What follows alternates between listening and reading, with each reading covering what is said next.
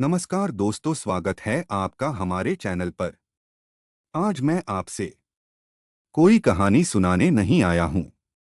आज मैं आपसे जीवन का सबसे गहरा सत्य साझा करने आया हूं। जब कुरुक्षेत्र में अर्जुन का धनुष कांप रहा था, जब सामने अपने ही लोग खड़े थे, तब श्री कृष्ण ने युद्ध की बात नहीं की। उन्होंने सबसे पहले मनुष्य को मनुष्य से मिलवाया। आज का यह वीडियो सिर्फ इतिहास नहीं है, यह आपके जीवन का दर्पण है। अगर आप कभी भ्रम में पड़े हों, डर में जिए हों या सही गलत के बीच अटके हों, तो यह वीडियो आपके लिए है। इसे अंत तक सुनिए, क्योंकि अंत में जो उत्तर मिलेगा वह आपकी सोच बदल देगा। वीडियो में आगे बढ़ने से पहले इसे लाइक और चैनल सब्सक्राइब अवश्य कर लें। जय श्री कृष्ण। कुरुक्षेत्र केवल एक मैदान नहीं था, वह मानव मन का सबसे गहरा रणक्षेत्र था। वहां खड़े थे दो पक्ष, एक ओर धर्म, दूसरी ओर अधर्म। लेकिन उस दिन सबसे बड़ा संघर्ष न तो भीष्म और अर्जुन के बीच था, न द्रोण और धृष्टद्युम्न के बीच। सबसे बड़ा संघर्ष था अर्जुन के भीतर। शंखनाद से पहले का मौन। चारों ओर सेनाएं सजी थीं, हाथियों की चिंगाड़, घोड़ों की हिनहिनाहट, रथों की गड़गड़ाहट। सब कुछ तैयार था, फिर भी अर्जुन का मन शांत नहीं था। उसके हाथ कांप रहे थे, उसकी आंखें नम थीं, उसकी सांसें भारी थीं। वह वही अर्जुन था जिसने देवताओं को पराजित किया था, जो कभी युद्ध से नहीं डरा था। आज वही अर्जुन अपने ही प्रश्नों से हार रहा था। अर्जुन का टूटना। अर्जुन ने अपने सारथी से कहा, मुझे रथ बीच में ले चलो। जब उसने दोनों सेनाओं को देखा तो उसके हृदय में बांसा चुभ गया। वह बोला, ये मेरे गुरु हैं, ये मेरे पितामह हैं, ये मेरे भाई हैं, ये मेरे अपने हैं। मैं किसके लिए युद्ध करूं? राज्य के लिए, सिंहासन के लिए, यश के लिए? इन सबका क्या मूल्य है जब अपनों का रक्त बहे? यही था अर्जुन का अज्ञान। अर्जुन कायर नहीं था, अर्जुन दुष्ट नहीं था, अर्जुन अज्ञानी था। वह शरीर को ही सब कुछ मान बैठा था। वह संबंधों को अंतिम सत्य समझ रहा था। वह मृत्यु को अंत मान रहा था। और यहीं से श्री कृष्ण का उपदेश आरंभ हुआ। श्री कृष्ण का मौन। श्री कृष्ण ने तुरंत कुछ नहीं कहा। वे मुस्कराए, क्योंकि वे जानते थे अर्जुन का प्रश्न तलवार का नहीं, दृष्टि का था। जब तक दृष्टि शुद्ध न हो, तब तक कर्म सही नहीं हो सकता। पहला उपदेश, तुम यह शरीर नहीं हो। श्री कृष्ण ने कहा, हे अर्जुन, जिसके लिए तुम शोक कर रहे हो वह शोक के योग्य नहीं है। न तुम नष्ट होते हो, न ये लोग नष्ट होते हैं। आत्मा न जन्म लेती है, न मरती है। आत्मा का रहस्य श्री कृष्ण ने समझाया। जैसे मनुष्य बाल्यावस्था, यौवन और वृद्धावस्था से गुजरता है, वैसे ही आत्मा एक शरीर छोड़ दूसरा शरीर धारण करती है। जिसे तुम मृत्यु कहते हो वह केवल परिवर्तन है। भय का मूल। भय कहां से आता है? भय आता है जब मनुष्य अपने को नश्वर मानता है। जो स्वयं को शरीर मानता है वह हर क्षण डरता है, लेकिन जो आत्मा को पहचान ले वह अमर हो जाता है। अर्जुन का पहला जागरण। यह सुनकर अर्जुन स्तब्ध रह गया। उसने पहली बार सोचा, यदि मैं आत्मा हूं तो मेरा कर्तव्य क्या है? यदि आत्मा अमर है तो शोक किस बात का? श्री कृष्ण ने युद्ध क्यों नहीं सिखाया पहले? यदि श्री कृष्ण सीधे कहते उठो और युद्ध करो, तो अर्जुन का मन फिर टूट जाता, क्योंकि बिना ज्ञान के कर्म अंधा होता है। इसलिए श्री कृष्ण ने सबसे पहले ज्ञान दिया। यही गीता की आत्मा है। गीता कोई युद्ध की पुस्तक नहीं, गीता जीवन की पुस्तक है। यह बताती है जीवन में निर्णय कैसे लें, कर्तव्य कैसे निभाएं और मोह से कैसे मुक्त हों। आज का अर्जुन, आज अर्जुन कोई धनुर्धर नहीं। आज अर्जुन हर वह व्यक्ति है जो जीवन में उलझा है, जो कहता है मैं क्या करूं, सही क्या है, गलत क्या है। श्री कृष्ण आज भी बोलते हैं, जब भी मन डगमगाए, जब भी कर्तव्य भारी लगे, जब भी भविष्य डराए, तो समझ लेना कुरुक्षेत्र फिर से सज गया है। और श्री कृष्ण आज भी तुम्हारे रथ पर बैठे हैं। युद्ध का पहला पाठ तलवार नहीं था, वह था आत्मज्ञान। क्योंकि जिसने अपने भीतर के अज्ञान को मार दिया, वह बाहर किसी से नहीं हारता। आत्मज्ञान के बाद अगला प्रश्न। जब अर्जुन ने आत्मा के अमर होने की बात सुनी, तो उसका भय कुछ क्षण के लिए शांत हुआ, लेकिन मन पूरी तरह स्थिर नहीं हुआ। उसने सोचा, यदि आत्मा अमर है, तो फिर यह जीवन क्यों? यह संघर्ष क्यों? यह कर्तव्य क्यों? अर्जुन ने श्री कृष्ण की ओर देखा। अब उसका स्वर भय से नहीं, जिज्ञासा से भरा था। अर्जुन का दूसरा भ्रम। अर्जुन बोला, यदि आत्मा न मरती है, तो फिर कर्म करने का क्या अर्थ? यदि सब कुछ पहले से निश्चित है, तो मैं युद्ध करूं या न करूं, क्या अंतर पड़ेगा? यह प्रश्न केवल अर्जुन का नहीं था, यह हर युग के मनुष्य का प्रश्न है। श्री कृष्ण ने कर्म का रहस्य खोला। श्री कृष्ण ने कहा, हे अर्जुन, यह संसार कर्म से चलता है, लेकिन कर्म का बंधन फल की इच्छा से बनता है। कर्म करना तुम्हारा स्वभाव है, कर्म से भागना असंभव है। जो कर्म नहीं करता, वह भी कर्म ही करता है। त्याग का कर्म, कर्म से पलायन नहीं। श्री कृष्ण ने स्पष्ट किया, वन में जाकर बैठ जाना, युद्ध से भाग जाना, कर्तव्य छोड़ देना, यह संन्यास नहीं है, यह केवल पलायन है। सच्चा त्याग कर्म छोड़ने में नहीं, फल छोड़ने में है। निष्काम कर्म का बीज।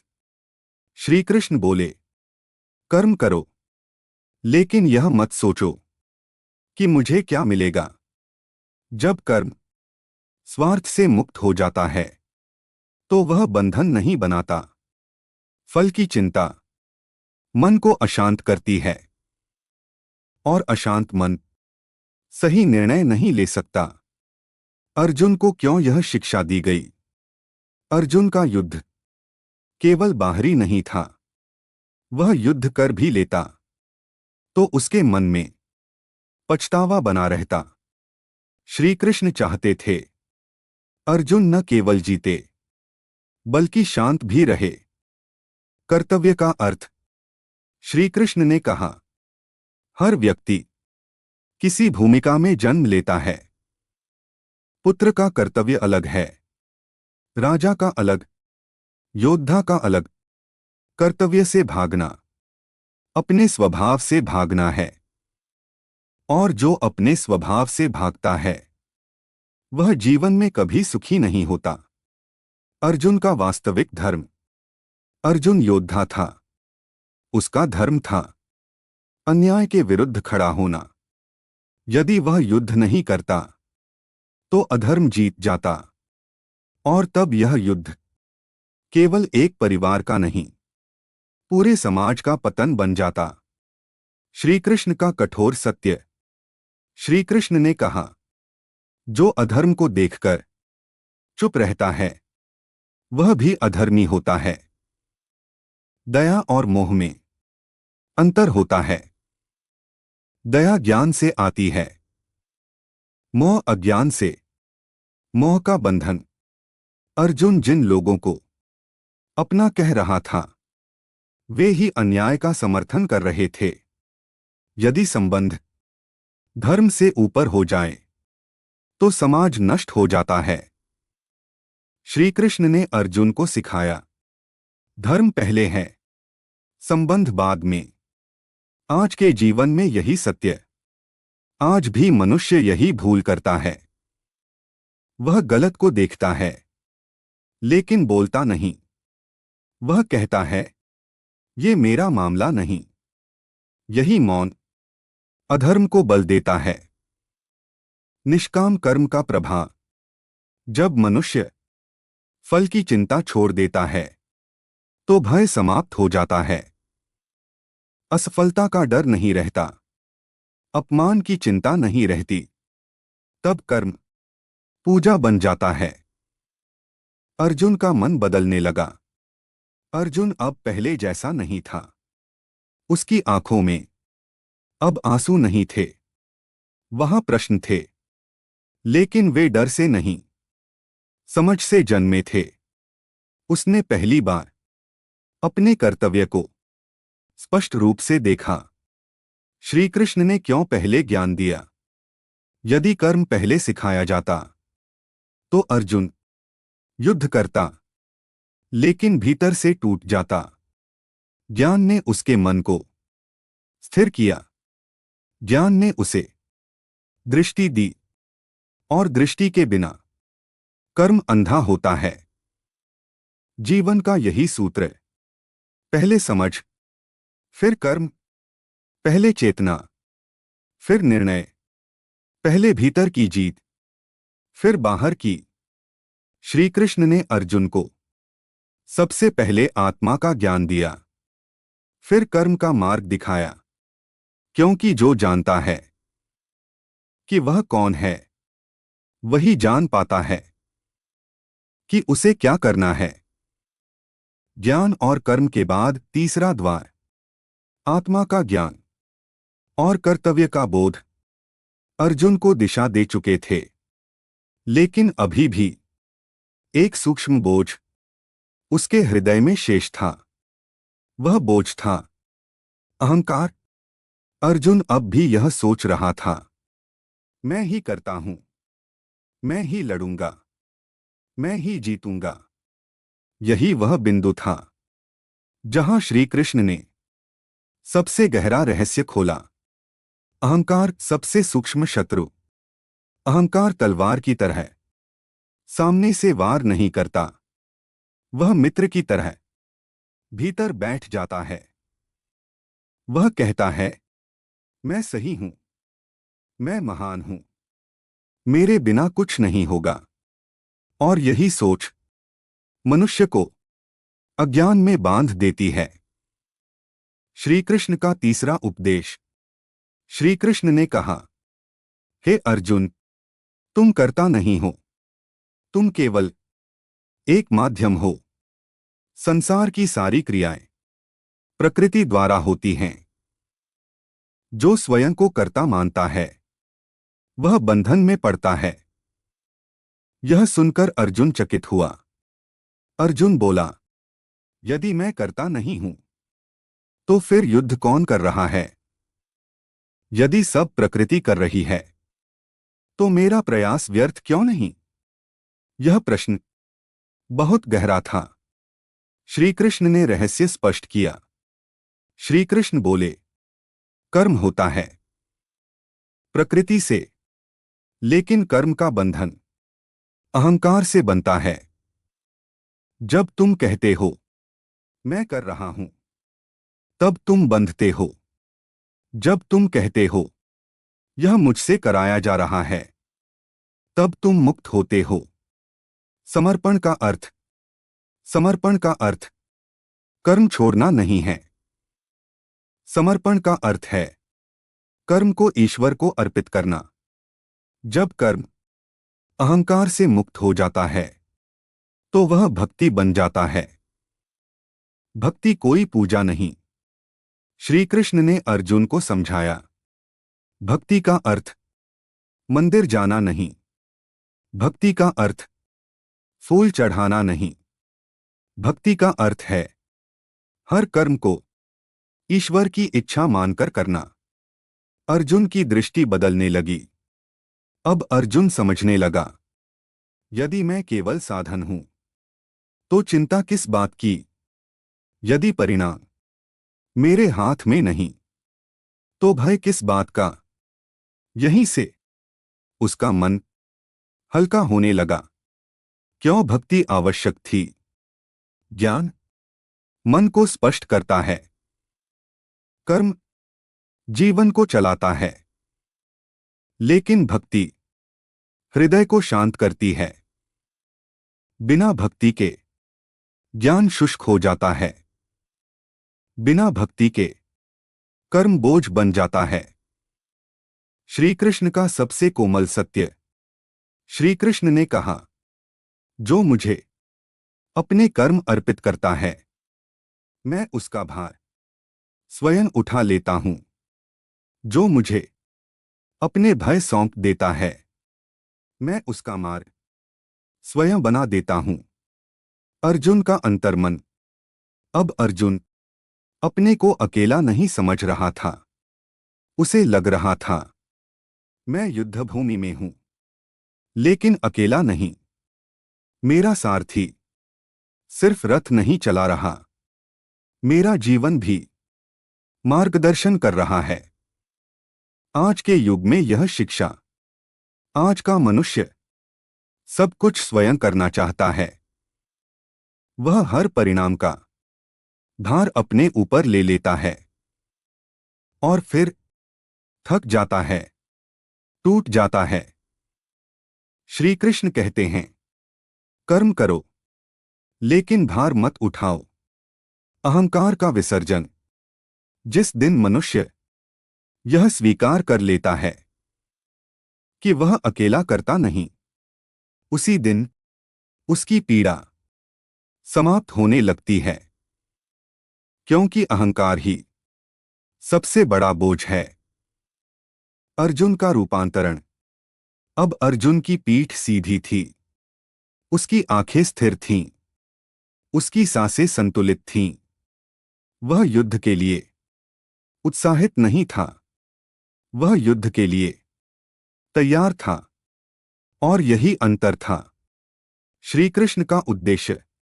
श्री कृष्ण योद्धा नहीं बना रहे थे, वे जागरूक मनुष्य बना रहे थे। क्योंकि जागरूक मनुष्य कभी अधर्म का साधन नहीं बनता। आत्मज्ञान ने अर्जुन को भय से मुक्त किया। कर्मयोग ने उसे कर्तव्य दिखाया। भक्ति ने उसके अहंकार को गलाया। अब वह तैयार था अगली शिक्षा के लिए। अब प्रश्न था, मन को कैसे स्थिर रखा जाए। आत्मज्ञान मिल चुका था, कर्तव्य स्पष्ट हो चुका था, अहंकार पिघलने लगा था। फिर भी एक प्रश्न शेष था। जब जीवन में सुख और दुर्ख आए तो मन डगमगाए बिना कैसे टिके। यही वह बिंदु था जहां अधिकांश लोग टूट जाते हैं। समत्व का अर्थ। श्री कृष्ण ने कहा, हे अर्जुन, जिसे सुख में अहंकार नहीं होता और दुख में विषाद नहीं, वही स्थिर बुद्धि वाला है। सुख और दुख जीवन के दो किनारे हैं। जो केवल एक किनारे पर रहना चाहता है वह नदी में गिर जाता है। मन क्यों अस्थिर होता है? मन तब हिलता है जब हम घटनाओं को अपने पक्ष में बांध लेते हैं। यह मेरे लिए अच्छा है, यह मेरे लिए बुरा है। यहीं से आकांक्षा और भय जन्म लेते हैं। श्री कृष्ण का समाधान। श्री कृष्ण बोले, घटनाओं को अपने ऊपर मत लो, उन्हें घटित होने दो। जो आया है वह जाएगा, जो नहीं आया वह आएगा। इन दोनों के बीच जो स्थिर रहता है वही मुक्त है। स्थितप्रज्ञ अवस्था क्या है? स्थितप्रज्ञ वह है जिसका मन अपने भीतर स्थित है, जो बाहरी परिस्थितियों से हिलता नहीं, जो प्रशंसा में फूलता नहीं, जो निंदा में टूटता नहीं। अर्जुन का प्रश्न। अर्जुन बोला, हे माधव, ऐसे मनुष्य को कैसे पहचाना जाए? वह बोलता कैसे है, चलता कैसे है, जीता कैसे है? श्री कृष्ण का उत्तर। श्री कृष्ण ने कहा, वह व्यक्ति इच्छाओं को दबाता नहीं, वह उन्हें देखता है। और जो इच्छा धर्म के विरुद्ध हो उसे छोड़ देता है। इच्छाओं का स्वभाव। इच्छा कभी समाप्त नहीं होती। एक पूरी होती है, दूसरी जन्म ले लेती है। जो इच्छा के पीछे दौड़ता है वह थक जाता है। जो इच्छा को समझ लेता है वह मुक्त हो जाता है। संयम का अर्थ। संयम का अर्थ इंद्रियों को मारना नहीं। संयम का अर्थ है इंद्रियों को दिशा देना। जैसे घोड़े यदि लगाम में हो तो रथ सही दिशा में चलता है। स्वाद का उदाहरण। श्री कृष्ण ने कहा, जिस प्रकार भोजन का स्वाद खाने के बाद मन में नहीं रहता, वैसे ही विषयों का आकर्षण ज्ञान से समाप्त हो जाता है। अर्जुन की समझ गहराने लगी। अर्जुन अब समझ रहा था, मन को दबाया नहीं जाता, मन को समझाया जाता है। और जो मन को समझ लेता है वह जीवन को समझ लेता है। आज के समय में समत्व। आज मनुष्य हर समय प्रतिक्रिया देता है। कोई बात कही, मन खिन्न। कोई प्रशंसा मिली, मन उछल पड़ा। यही असंतुलन दुख का कारण है। श्री कृष्ण का संदेश। जो हर बात पर प्रतिक्रिया नहीं देता वही वास्तविक रूप से शक्तिशाली होता है। मौन कमजोरी नहीं, मौन आत्मबल का चिन्ह है। समत्व से जन्म लेता है विवेक। जब मन स्थिर होता है तो निर्णय स्पष्ट होते हैं। जब मन अशांत होता है तो सही और गलत मिल जाते हैं। इसलिए श्री कृष्ण ने कहा, पहले मन को स्थिर करो। अर्जुन का रूपांतरण। अब अर्जुन का मन लहरों की तरह नहीं, गहराई की तरह था। ऊपर हलचल हो सकती थी, लेकिन भीतर शांति थी। स्थितप्रज्ञ व्यक्ति की पहचान। वह न तो भविष्य की चिंता करता है, न अतीत का बोझ ढोता है। वह वर्तमान में स्थित रहता है। और वर्तमान में स्थित व्यक्ति कभी कमजोर नहीं होता। युद्धभूमि का अर्थ बदल गया। अब कुरुक्षेत्र अर्जुन के लिए भय का स्थान नहीं था, वह कर्तव्य का क्षेत्र बन चुका था। श्री कृष्ण का उद्देश्य। श्री कृष्ण अर्जुन को केवल युद्ध जिताना नहीं चाहते थे, वे उसे जीवन में अडिग बनाना चाहते थे। ज्ञान ने भय मिटाया, कर्म ने दिशा दी, भक्ति ने अहंकार गलाया, समत्व ने मन को स्थिर किया। अब अर्जुन पूर्ण रूप से तैयार था अंतिम शिक्षा के लिए। अंतिम द्वार शरणागति। ज्ञान मिल चुका था, कर्म का मार्ग स्पष्ट था, भक्ति से हृदय कोमल हो चुका था, समत्व से मन स्थिर हो गया था। अब एक ही प्रश्न शेष था, जब सब कुछ जान लिया जाए तो फिर जीवन का अंतिम सहारा क्या हो? यही वह क्षण था जब श्री कृष्ण ने सबसे सरल और सबसे गहरी शिक्षा दी। शरणागति का अर्थ, शरणागति का अर्थ कमजोरी नहीं है। शरणागति का अर्थ है अपने सीमित अहं को छोड़ असीम पर भरोसा करना। यह कहना, मैंने जितना कर सकता था कर लिया, अब जो होगा तेरी इच्छा से होगा। श्री कृष्ण का अंतिम उपदेश।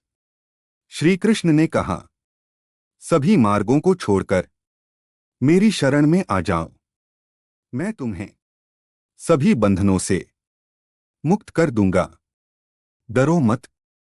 यह वाक्य क्यों सबसे अंत में आया? यदि यह बात सबसे पहले कही जाती तो अर्जुन इसे समझ नहीं पाता, क्योंकि बिना ज्ञान के समर्पण अंधा होता है और बिना कर्म के समर्पण पलायन बन जाता है। इसलिए यह वाक्य अंत में आया। अर्जुन का पूर्ण समर्पण। अर्जुन ने अब कोई प्रश्न नहीं किया। उसने न तर्क दिया, न विरोध किया। उसने केवल कहा, मैं तेरी शरण में हूं, अब मेरी इच्छा तेरी इच्छा है। यही क्षण था वास्तविक विजय का। इस क्षण कुरुक्षेत्र में कोई शंख नहीं बजे, कोई अस्त्र नहीं चला, लेकिन सबसे बड़ा युद्ध यहीं समाप्त हो गया। अर्जुन अपने भीतर जीत चुका था।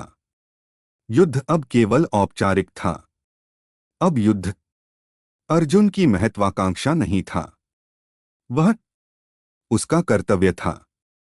न क्रोध से, न घृणा से, न प्रतिशोध से, बल्कि धर्मबोध से। आज के जीवन में शरणागति। आज मनुष्य हर चीज पर नियंत्रण चाहता है। वह भविष्य भी अपने हाथ में लेना चाहता है, और यही चाह उसे बेचैन करती है। शरणागति सिखाती है, कर्म करो लेकिन नियंत्रण छोड़ दो। जब मनुष्य शरण लेता है तो डर समाप्त हो जाता है, अकेलापन मिट जाता है, बोझ हल्का हो जाता है, क्योंकि तब मनुष्य अकेला नहीं रहता। श्री कृष्ण आज भी सारथी हैं। आज भी हर जीवन में कुरुक्षेत्र है। हर दिन अंतिम भाग।